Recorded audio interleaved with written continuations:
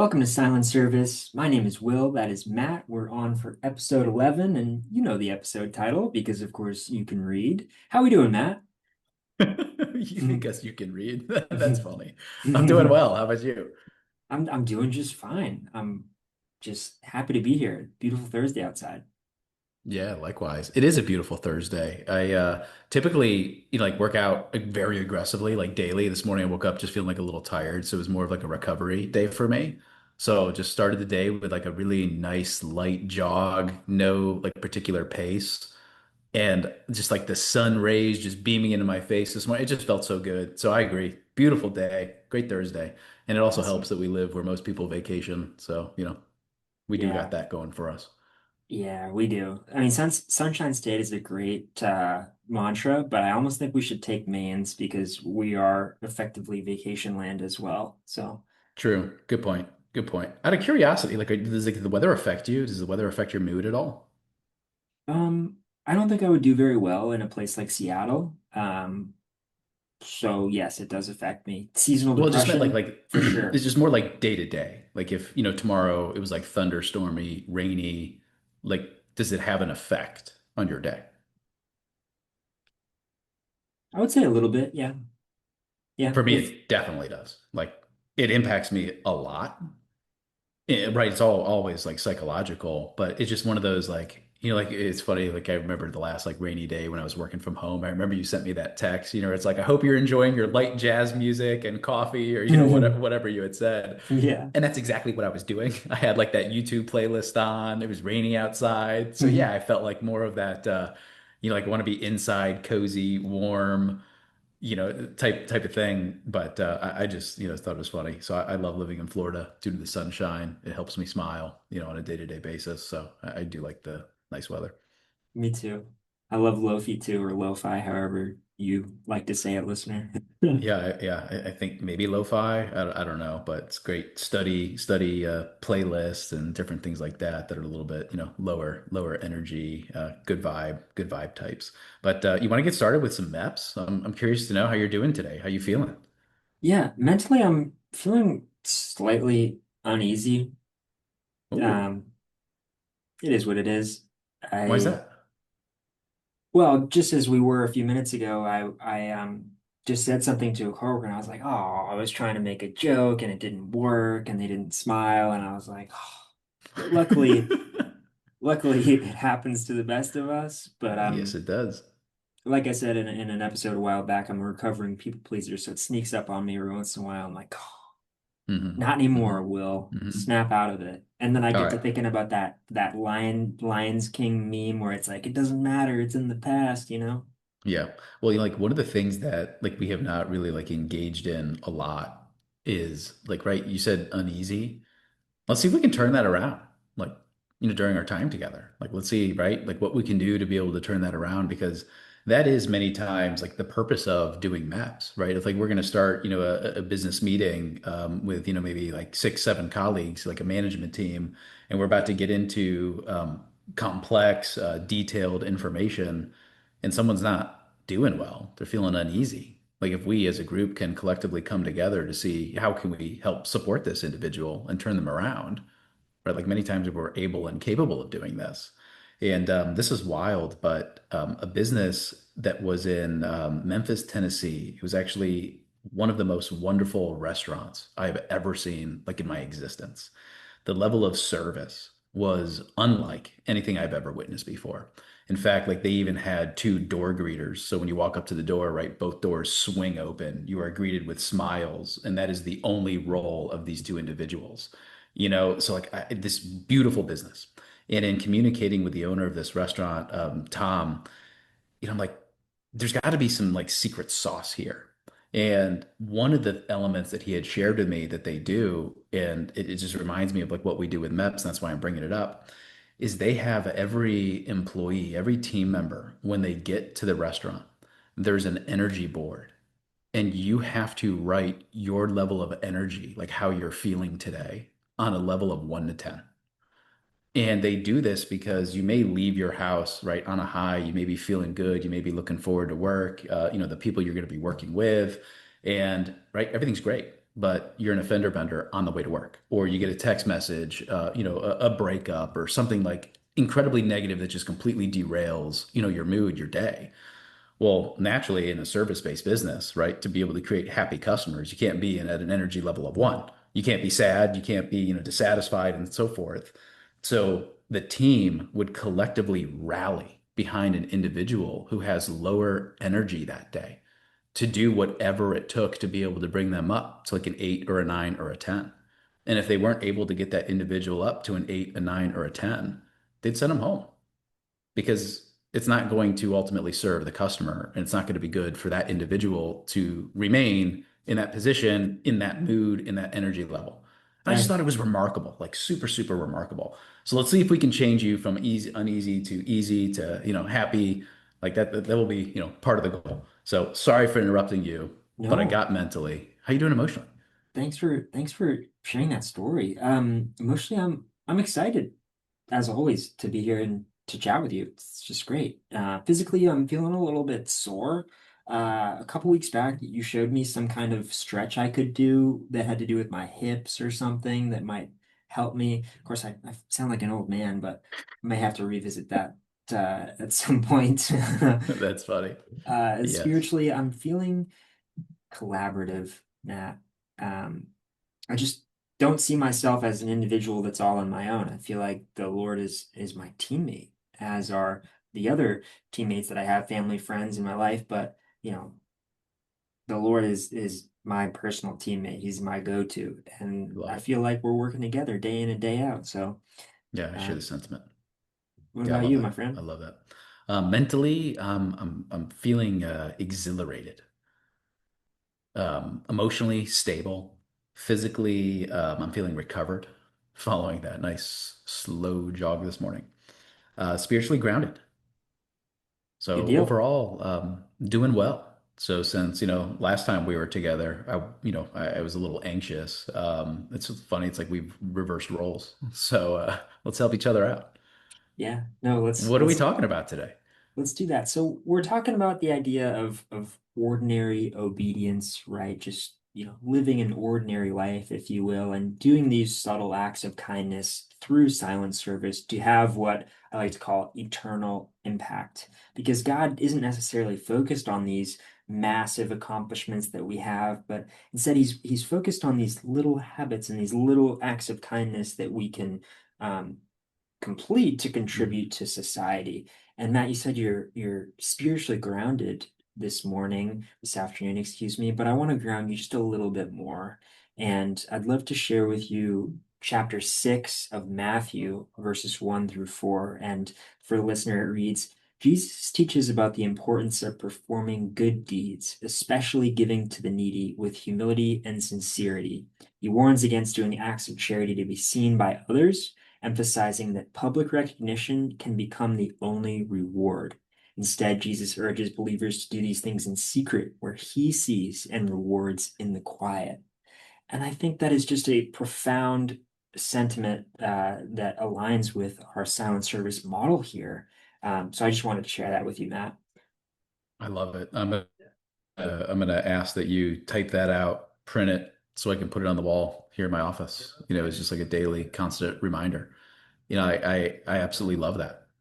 And like the very last sentence, or at least the last, few words, I think you said something like he sees and rewards those that, do the good deeds in silence or in quiet. Can you, how did it end again? He sees and rewards in the quiet, That is the purpose and topic, right, of the podcast title, Silent Service. right? And, it just makes me think about like the daily conversation, that I have with my kids. And I think I've brought it up before on this podcast where, I mentioned before I leave for work, before they head off to school, I ask them, like, what are you going to do today? And they know I'm expecting them to say, to be the best that I can be today. Like that's always what I'm looking for as a response. And then I always share back, right, look for an opportunity to help someone today. And in my discussions with my kids about helping people, the conversation always centers around like God smiling at you, right? It's like that's what you're looking for. Like that's what you're seeking. You're seeking that feeling where He above like is smiling at you because of what you are doing. And at the end of every day, at night, when putting the kids to bed, I always ask, what was your happiest moment of the day? And it That, always makes them stop and think. But frequently, at least recently, they know I ask it, right? Human, of habit here. So what they've recently been doing, naturally are picking the areas out where they help someone, is like one of the happiest, parts of the day. And it's wild to see that like doing good deeds for others leads to such a level of happiness that one would never know unless they experience it. right. That's why happiness is a paradox, right? We're not trying to figure out what we can do for ourselves. And your kids are so blessed from a young age, thanks to your influence, that they know happiness is not what they do for themselves, it's what they can do to help others. So Right. I Right. just love it. Yeah, Now, it's just so true. in But terms of, do you ever think about that? Like God smiling at you? Like, is that ever like a thought or a concept for you? it smiling, no, but when I do something that nobody sees, like yesterday, I told you I was picking up some trash because a customer Right, at the right. gas station got all upset and threw out trash out his window. So I was just picking it up. And I didn't think about God smiling at me, but I figured no one that I know is seeing me do this, but he sees it. So Hmm. that's perfect. Do you feel his presence in those moments? I do. I tend to get like a little bit of a chill Me going. too. Me So too. Yeah, and that's just like maybe like right, just maybe in the mind, I just took it as like he's happy, mhm. right? And like that's why I'm getting that feeling. It's like that chill is like being shared between us. It's just different. I don't know where this concept of like smiling at me, came from. But maybe it's just because it's like easier to be able to talk to little kids about something like that. It's like right, do things that make him smile. Yeah.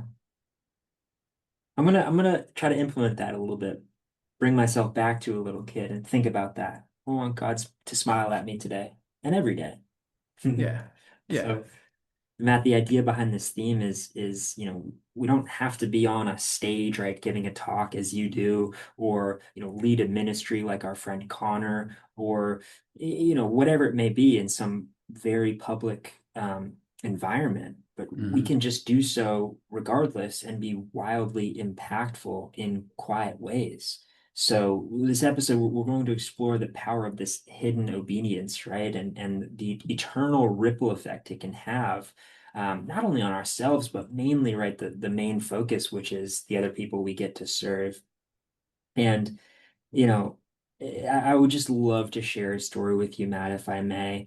Please. This is about a hidden act of service. So, uh, many years back, I was sitting in an auditorium. This was back up in Boston, and a nun came to our school to have a chat. And she was from Iran or Iran. I forget exactly how to say that, but she was just talking about her journey to faith and moving here from Iran and how she lives in a convent in Hingham, Mass, and works within the Archdiocese of Boston.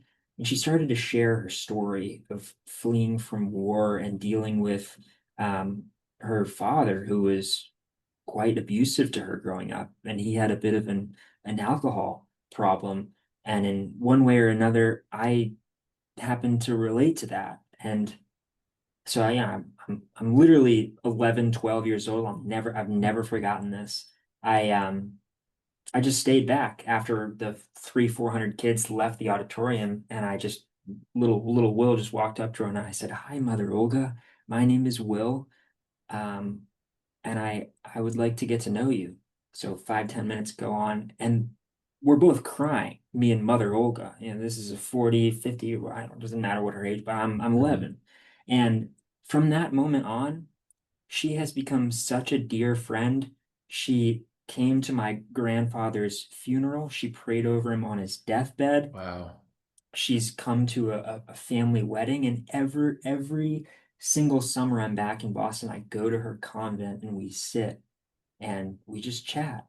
And I just wanted to share that with you because this morning I just had a look around my room before I left, and I had forgotten that I put a silent service sticker on a photo that I have of Mother Olga praying in Bethlehem when she went there. So it's just quite So cool. cool. Yeah, so cool. This person has donated her life to faith, and she doesn't ask for anything in return. She just wants to make other people feel better because she exists. So So cool. So yeah. profound. And some of the holiest impact that you and I contribute to leaves absolutely no digital trace, which leads me into this idea that we were speaking about, maybe it's yesterday or the day before, but a lot of people that are my age and beyond or younger, um, they tend to suffer a little bit nowadays because of social media. I just wanted to touch on this real quick. Um, you tend to be somebody that's incredibly disciplined when interacting with social media. You have these 5-minute limits on all these apps.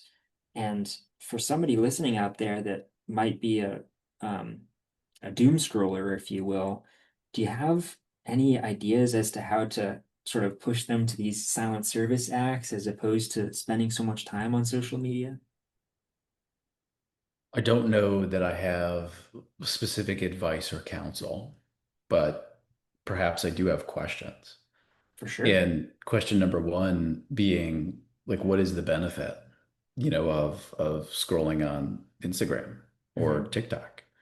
And, I've heard rationalization before of like, hey, this is where I get my news, right? Like this is how I stay in tune and in touch in the world. Hmm. But at the same time, like you look at the accounts that they're following, it's like 10% of them are, effectively, quote, newsworthy. The rest of it, again, is all Junk. entertainment. Yeah, Right. junk, entertainment. Yeah. And what I've recognized and I've noticed is how short attention spans have become based upon algorithms and consistently needing new dopamine hits. Right. Like the whole concepts of shorts and short form content, in my opinion, has disaffected humanity greatly. Hmm. And in a way, like all man's troubles come from his inability to sit in a room alone, quiet with his own thoughts. Is that Aristotle, I have maybe? no idea who it is. I've heard it, a lot, Yeah. and I hear it a lot from like Monish Pabrai. Like it's probably where I hear it the most from. But it's like, what are you looking to gain on social media? Like, do you feel as if you're going to be left out if you don't see what your friends are doing? Like, I understand the connection aspect, right? Of like cousins, family, that may be living across the United States. Like, I understand that. But take a break from social media a week and see like what you've actually missed. Like, just because you didn't see your friend rent this Lamborghini, like your life is now not as good as it Right. would have been if you had seen it. It's like, where's the benefit? Like, I totally get like passing time, or, like maybe someone loves like luxury real estate and it's, again, what they're passionate about. And they have accounts that they follow because they love and appreciate design and they're getting great inspiration, right? Like to me, that's like a tremendous benefit. It's Mhm. more exposure. But scrolling without purpose, just to quote, pass time, seems like a waste of life to me. Yeah. And I don't know if I agree on passing time. I mean, the beautiful video you sent me of Eddie Murphy, it's like you got You like that? 75 years if you're lucky. You got 75 items, 75 winners. I love that guy so much. But yeah, it goes back to when my friend was like, I got time to kill. Do you really? Like Right? 75 years is not guaranteed. You could get hit by a bus tomorrow. And Right? um yeah, I don't mean to go on a little bit of a tangent. I'll just be real quick here. uh, I made a video and I posted on social media for Silent Service, but this book I've been reading, Inner Excellence, it has this idea in it that says, um, wake up each day and pretend or tell yourself that it is your last day and see how you live it differently, which might sound cliche or a bit basic, but if you actually put it into practice, like I did it yesterday, and I just felt super calm.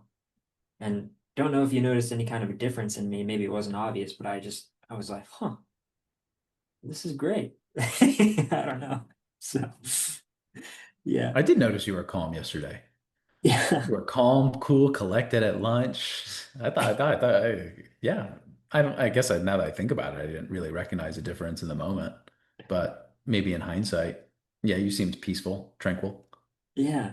That's how I'd like to be each and every day. Yeah, me So, too. well, you do a great job with that, Matt. So that's for Well, sure. yeah, well, thanks. Yeah, I appreciate that. But like, going back like to like the concept, right? Back to like the doom and doom scrolling. It's just like, is this benefiting me in some capacity? Mhm. And I go back to like, what's that version of myself that I'm gonna get to meet in heaven?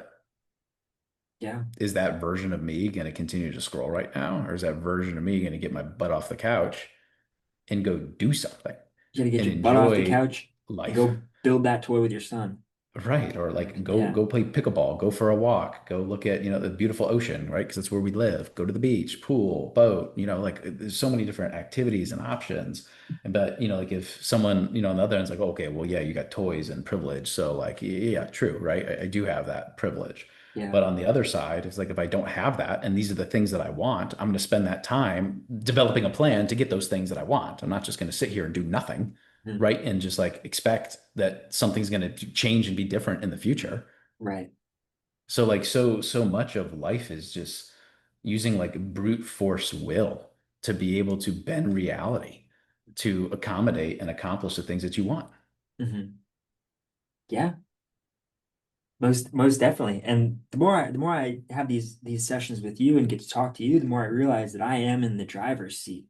I feel like a lot of the people that I've been grateful enough to interact with over the years, well, not to knock them because I'm passive occasionally too, but a lot of them can be quite passive. And I'm coming to learn that that's not the most wonderful way to live one's life. So grateful to have that realization. Yeah, like there's going to be people that you look up to who you're like, geez, man, this guy is living. And, he'll represent potentially a role model. Yeah. And naturally, you would want to follow suit and learn about, right, the things that he or she is doing so you can replicate Yeah. and be that shameless cloner. For sure, for sure. Now, Matt, I did so the idea behind silent service is nobody else needs to understand it other than the Lord Himself. But I was just wondering, is there a moment that happened recently within the last couple of months that really embodies this silent service that happened within your life, or maybe just a Yeah, couple of years ago, whatever? I got a silly one that happened just the other week. So I was picking up food from Pacific Rim after work on a Friday to bring home to the family. Are you familiar with Pacific Rim, Will? I believe I've heard of the movie, but not the restaurant. No. Okay, it's over but like the Hillview type area, and parking is very difficult, not very many parking spaces. And I, sure enough, got lucky and got the best spot that was there. But I only needed to be there for like 5 minutes, right? I'm just stopping to pick up food and I'm out. So I walk up to the host stand and I give them my name. They're going back to the kitchen to bring me the food. And I see this couple that parked right against the curb of the front door. And a gentleman walks over to the passenger side door, opens it up, and you could clearly tell his wife was incredibly fragile, incredibly frail, and had a very hard time walking, like very unstable on feet, definitely experiencing balance related dysfunctions. And after, I open the door for them, first good deed, whatever, big deal, right? I don't care who it is, right? Always open the door. So open the door, help her come in, and then he's going back to the car to park. They have a handicap sticker, but the two handicap spaces are taken. I then have the next best spot. So what do I do? I'm like, excuse me, sir. I'm like, will you please just wait a second? I'm going to move my big, ugly Cybertruck so you can park in this spot. Yeah, Like, I would hate for you to have to walk. Like, just give me a minute. Let me move this. So I yeah, tell the hostess, I'm like, hey, just wait a second. I'll be right back. I'll get my food in a minute. Go out, have to move my car. And of course, there's no other spaces that are close. So tremendous inconvenience to myself to be able to park, a block away and then walk back. But I'm able-bodied. I can. I can do this. right. She might not be able to. I don't know how much time she has left here on this earth. Her time is not more valuable than mine. Mine is not more valuable than hers. Right. But if I am able-bodied and I can do something that doesn't really affect me that much, but has a major impact on their life, of course I'm going to do it. Yeah. Will the high that I felt, oh baby, did I feel him smiling at me? Ah! Like not even a question. Of course, my kids ask me right at the end of the day, who did you help, Papa? So of course that I was like so excited to be able to tell my kids Yeah. about that one because Yeah. I am looking for those moments because we hold each other accountable at the end of the day by asking that question. Who Right. did you help today? Right. And Man. like Will, you right, you could just be walking down the hall, drop a pen, I reach down and pick it up for you, and I helped you today. Uh-huh. Right? Like it doesn't have to be something that's like grandiose or require like monetary philanthropy, right? It could be just small act of service. Yeah. And that's what that was. I love it. I'm just envious of the fact that, well, envious, not great, but just happy that you made God smile at Pacific Rim. Now, may I tell you something I did just a bit earlier today? Please. Yeah. It's a secret. Can you keep a secret? Yep. Yep. Listener, I'm going to go ahead and say that you can keep a secret as well. So today is our coworker Terry's birthday. I did not know that. And I was speaking to my good friend Nickel last night. This is Terry's son, listener. And he told me that it's his birthday. And he told me that he doesn't want anybody to know because he's not big on birthdays. And so I said, okay. So I saw him this morning, didn't tell him happy birthday. And I said, well, I actually quite like birthdays, but I'm going to honor his wishes. So I just wrote him a little letter. I said, happy birthday. Thanks to your son. I know you don't like birthdays, but I do. So happy birthday. I'm glad you exist, blah, blah, blah.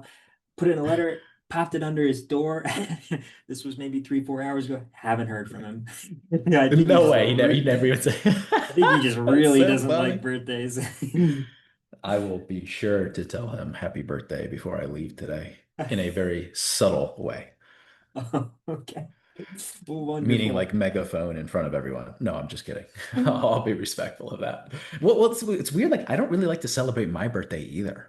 Oh, Like you said, you like birthdays. When it's my birthday, I'm the type where like same thing as Terry. Like, I don't really want anyone to know. Maybe that's because I don't want the attention or the spotlight. I don't know. You like birthdays. is it Well, is that's it it's interesting. am I weird for being in line with what you just said? I don't love it when people know that it's my birthday. I'd rather keep that to myself, but I like to celebrate other people. Is that weird?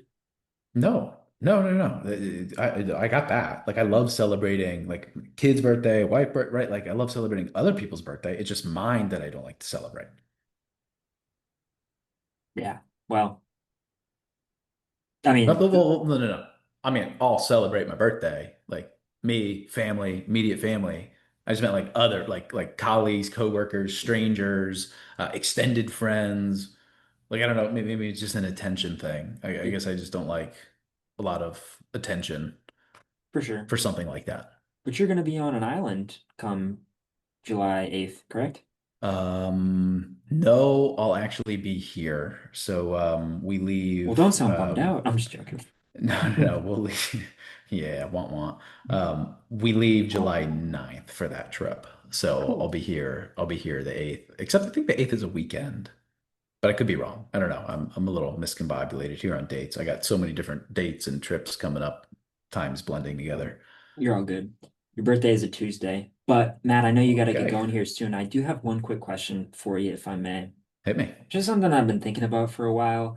Um, you know, sometimes I get in these zones, and I'm sure the listener does as well, where I just feel like I'm doing the best I can. I'm focused, I'm disciplined, and I just feel like whatever I'm doing is not working. And I heard Jeff Bezos say in a quote, I read a quote that said, you can be grinding for 4 years and have nothing monumental happen, and then the fifth year, you're the biggest thing on the face of the earth. But Sounds like bamboo.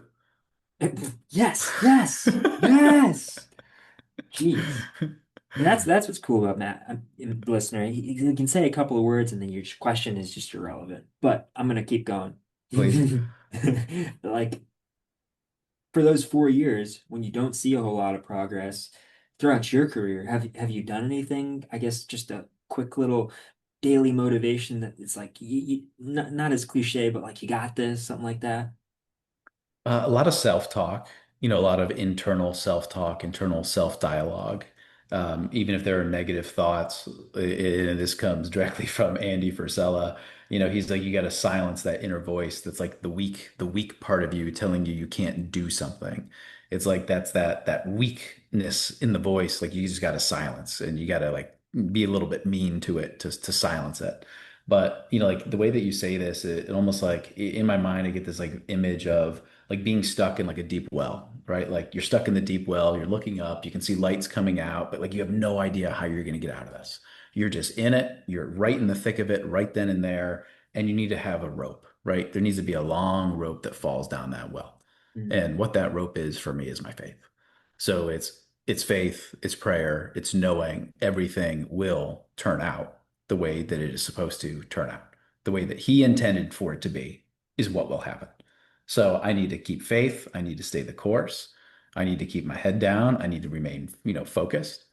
And at the same time, I need to be aware of his presence. And I need to be aware of his hand guiding me in a specific direction and, just ask that the Holy Spirit fills my body and helps, direct me on a day-to-day basis.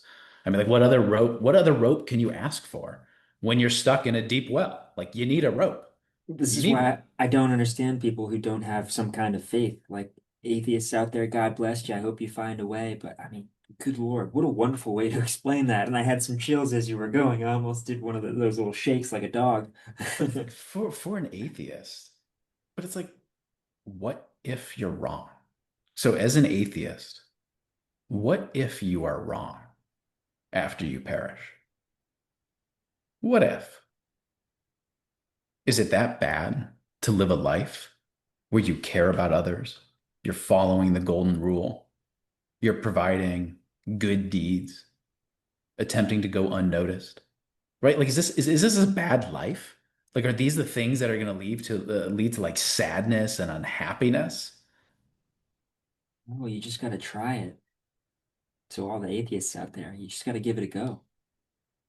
Yeah, it just, like that. I just never understood that. I mean, like there's, like biblically speaking, like all the prophecies that, have been proven to, to evidence to be true. Like there's just so much evidence to be able to point to, an all omnipotent being, there's just so much evidence.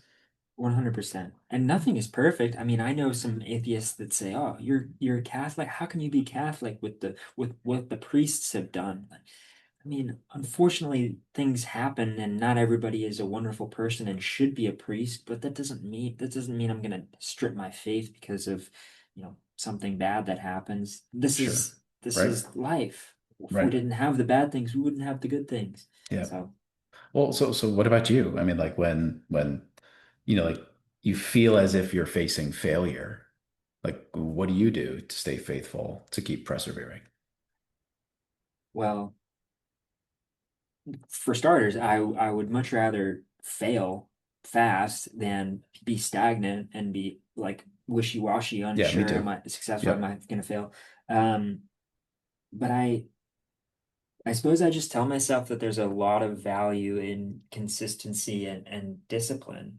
And I think for one thing that I've been trying to do within my routines is to figure out and focus on enjoying, get any kind of result out of my head because I've learned more and more through reading that once you attain whatever, amount of success you deem as acceptable, it'll never be enough, right? That's maybe just the American mindset. But so I'm just trying to fail and enjoy and endure when I must, and endure when I must and enjoy when I can. And just realize that I'm, s- I guess I just focus on gratitude is what I'm trying to say when Mhm. I do feel like I'm failing. To have the opportunity to fail in of itself is fantastic because Yeah. somebody Yeah. of a sound mind of a mind that isn't sound can only hope for the opportunity that they Right. may never Right. have. Yep. So. So true. Will, I'm so grateful for your response to when you bring up gratitude, because that's just an area I just completely forgot about. In those moments where I'm not feeling the best, I will take a yellow legal pad and I'll just flip 2 pages. I always flip the first 2 pages because they always rip off. So I always flip 2 pages to start a notebook. Yeah. And I'll just write at the very top of it, like all the things that I'm grateful for. It always starts with, like for me, like family and then health and all these other aspects. But if you were to take the time to begin writing out the things that you're grateful for, like just something happens like within the body and the like physiology to be able to just completely change like the state of mood that you're in. Like this is one of the exercises that I have done like over and over and over again. But I take it further than perhaps most who were to do like a gratitude journal. After I do the things that I'm grateful for, I list out the things that I'm grateful for that hasn't happened yet, but I write them out as if they already happened. Oh, that's so cool. Okay, I'm gonna start doing that. Thank you. Try it. Try Yeah, it. of Give it a course. shot. All right, you and me, listener, we're gonna start doing this, and then we'll report back to Matt on how it's going. Sound like a Let's go. plan? Love it. Cool. Yep. Love And it. by the way, I do the same thing. Listener, I'm showing this for those on Spotify, Apple Music, iHeartRadio. I'm showing this box that Matt has where I just drop these little slips of paper of gratitude, and that's my legal notepad equivalent. The But gratitude box. to close us off, I mean, what a great chat. Thanks a ton. And for the listener, if you're out there and just yeah, I wrote you this, so enjoy.